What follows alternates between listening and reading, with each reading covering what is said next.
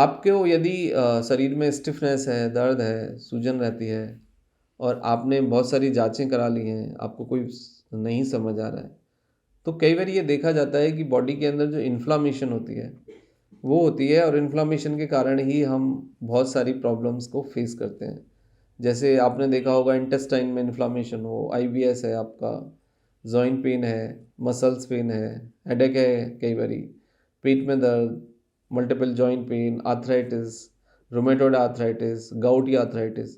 तो इन सब के पीछे जो एक रीज़न होता है वो इन्फ्लेमेशन होता है।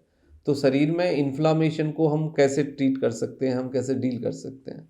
देखो कुछ इन्फ्लेमेटरी फूड हैं, उनको आपको थोड़ा-सा कम करना होगा या फिर मॉडरेट करना होगा। इन्फ्लेमेटरी फूड से मेरा मतलब है कि कुछ चीज़ें हैं, कुछ फूड हैं जो आपके शरीर में इन्फ्लेमेशन पैदा करते हैं। आपको सबसे पहले हम मटन की बात करेंगे। मटन से और एग से आपके बॉडी में इन्फ्लेमेशन आता है। ये इन्फ्लेमेटरी फूड हैं और आपके सोयाबीन है, आपका राजमा है और आपकी दालें हैं। ये भी देखो इन्फ्लेमेशन पैदा करते हैं, लेकिन यदि आप कोई भी दाल या राजमा, मटर, चना, उड़द ये सब आप खाते हैं, तो आपको इसका तरीका बदलना होगा। आप इसको 8 से 10 घंटे पानी में डाल के रखिए और उसके बाद कुक करिए, तो फिर आपका जो इसका इन्फ्लेमेटरी एक जो साइड इफ़ेक्ट है एक तरह से, वो कम हो जाएगा और ये बॉडी में कम इन्फ्लेमेशन पैदा करेगा। अब बात आती है मिल्क एंड मिल्क प्रोडक्ट पे। देखो मिल्क प्रोडक्ट का ये बात तो सही है कि मिल्क प्रोडक्ट भी इन्फ्लेमेशन पैदा करते हैं और लेकिन अब क्या होता है कि बहुत सारे लोगों को मिल्क मैंडेटरी होता है क्योंकि उन्होंने दूध बचपन से ही पिया हुआ है। तो फिर आप फैट फ्री मतलब डबल टोड या फिर मलाई उतार के दूध ले सकते हैं। That will help. और जिंजर वाला या फिर हल्का सा अदरक या उसमें आप हल्दी डाल सकते हैं, तो जिससे उसकी जो इन्फ्लामेटरी क्वालिटीज़ हैं वो सबसाइड हो जाती हैं और वो आपको इन्फ्लामेशन पैदा नहीं करेगा। क्योंकि जिंजर और टर्मरिक यानी हल्दी दोनों ही एंटी इन्फ्लामेटरी हैं, एंटी बैक्टीरियल हैं, एंटी प्रोटोलाइटिक एक्शन है इनका। तो यदि आप जिंजर का दूध या फिर आप हल्दी का दूध पीते हैं तो उससे आपका इन्फ्लेमेशन काफ़ी हद तक सबसाइड हो जाता है, कम हो जाता है। आप ग्रीन टी पी सकते हैं, आप जिंजर टी पी सकते हैं, इससे भी आपके इन्फ्लेमेशन में काफ़ी हद तक फ़ायदा होता है और आपका इन्फ्लेमेशन बॉडी का ओवरऑल कम हो जाता है। अब दूसरे लेवल पे आता है कि यदि आप सीआरपी पॉजिटिव हैं यानी रिएक्टिव प्रोटीन बॉडी के अंदर आपका बढ़ा हुआ है, रिएक्शंस ज़्यादा हैं और आपको कोई भी इन्फ्लेमेटरी डिसीज़ है, इन्फ्लेमेटरी डिसीज़ से मतलब है रूमेटॉइड आर्थराइटिस हो सकता है, रूमेटॉइड हार्ट डिसीज़ हो सकता है और आपको जॉइंट पेन हो सकता है, जॉइंट में इन्फ्लेमेशन होता है, गाउटी आर्थराइटिस हो सकता है। तो आप आखिर फिर इसको कैसे डील करें?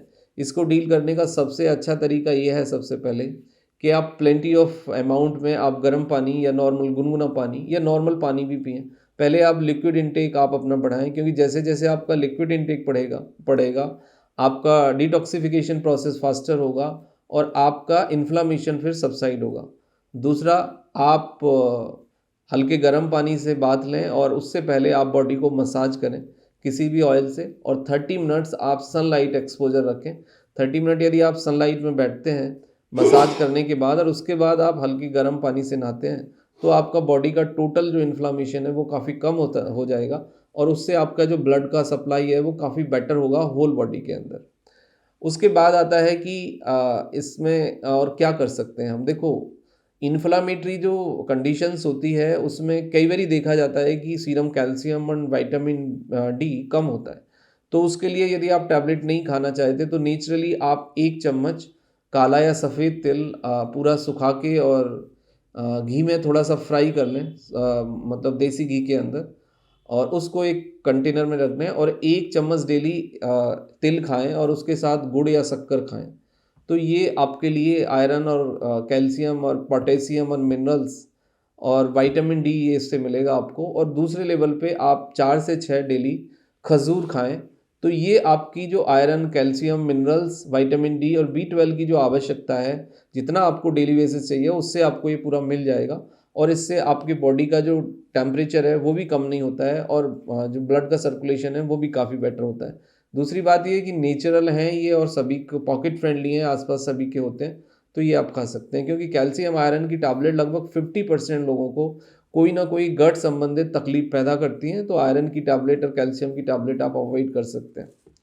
उसके बाद आता है कि डेली मस्कुलर एक्टिविटीज़, आपका जो एक्सरसाइज है डेली, जितना आप मस्कुलर एक्सरसाइज करेंगे, यानी कॉन्सेप्ट ये है कि हर इंसान को 1 घंटे में 2 से 3 मिनट फिजिकल मूवमेंट यानी स्ट्रेचिंग या मूवमेंट चाहिए। तो इसका मतलब ये हुआ कि हमें लगभग 48 मिनट्स एक्सरसाइज करना चाहिए, व्यायाम करना चाहिए पर डे। वो आपका स्ट्रेचिंग हो सकता है, वॉकिंग हो सकता है, वो आपका जंपिंग हो सकता है, या कुछ और भी हो सकता है।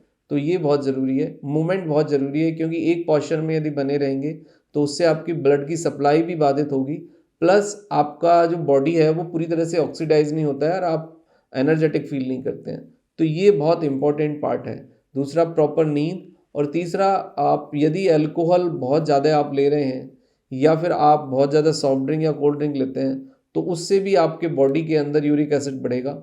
और यूरिक एसिड का जो बढ़ने का मसला है, यूरिक एसिड एक बायो प्रोडक्ट है, मेटाबॉलिक बायो प्रोडक्ट है। इसका मतलब है कि यदि आप मटन ज़्यादा ले रहे हैं, एग ज़्यादा ले रहे हैं, अल्कोहल ले रहे हैं आप, तो फिर आपका यूरिक एसिड बढ़ेगा ही। यदि आप बहुत ज़्यादा दूध पीते हैं, बहुत ज़्यादा दालें खाते हैं, तब भी आपका यूरिक एसिड बढ़ेगा।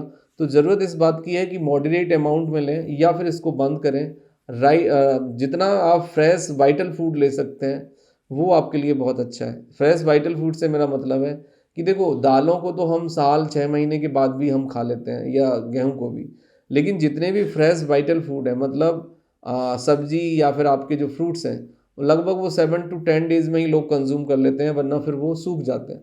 तो आप कोई भी फ्रूट्स खाइए, कोई भी वेजिटेबल खाइए, उससे आपको कोई इन्फ्लामेशन बॉडी में नहीं आएगा और कोई इन्फ्लामेटरी डिसीज़ भी आपको नहीं होगा।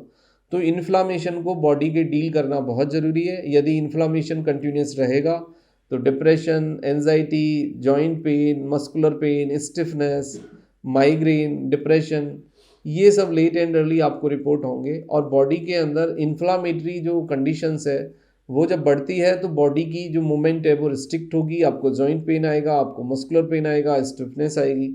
और एक बीमारी है फाइब्रोमिल्जिया, उसमें आपके जो फाइबर्स हैं, मसल्स हैं, जो आपके बोन्स के ऊपर कवरिंग मसल्स हैं, कवरिंग फाइबर्स हैं, टिश्यू है, उसके अंदर इन्फ्लामेशन होता है और किसी जांच में कुछ नहीं आता। लोग हेयर एंड देयर फिर धक्के खाते रहते हैं। तो बॉडी के इन्फ्लामेशन को समझना बहुत ज़रूरी है और उसको डील करना भी बहुत ज़रूरी है। तो first you understand the inflammation, then फिर आप फूड के लेवल पे करेक्शन करिए, एक्सरसाइज करिए। और यदि आप कोई बैड क्वालिटी ऑफ फूड लेते हैं या फिर कोई नशा आप करते हैं तो उसको छोड़िए। ग्रेजुअली आप देखेंगे कि आपका इन्फ्लामेशन बॉडी का काफ़ी कम हो गया है और आपकी मूवमेंट काफ़ी बढ़ गई है और आप काफ़ी एनर्जेटिक, हेल्दी फील करते हैं। लेकिन यदि फिर भी आपको कोई इन्फ्लामेटरी डिसऑर्डर है और आपको कोई दुख दर्द, परेशानी, पेन रहता है, तो आप अपने फिजिशियन से कंसल्ट करें, क्योंकि लगातार इन्फ्लामेशन का बढ़ना आपके स्वास्थ्य के लिए बहुत अच्छी बात नहीं है। ये फिर बाद में आपको बहुत बड़ी समस्या भी पैदा कर सकता है। Thank you very much and take care yourself.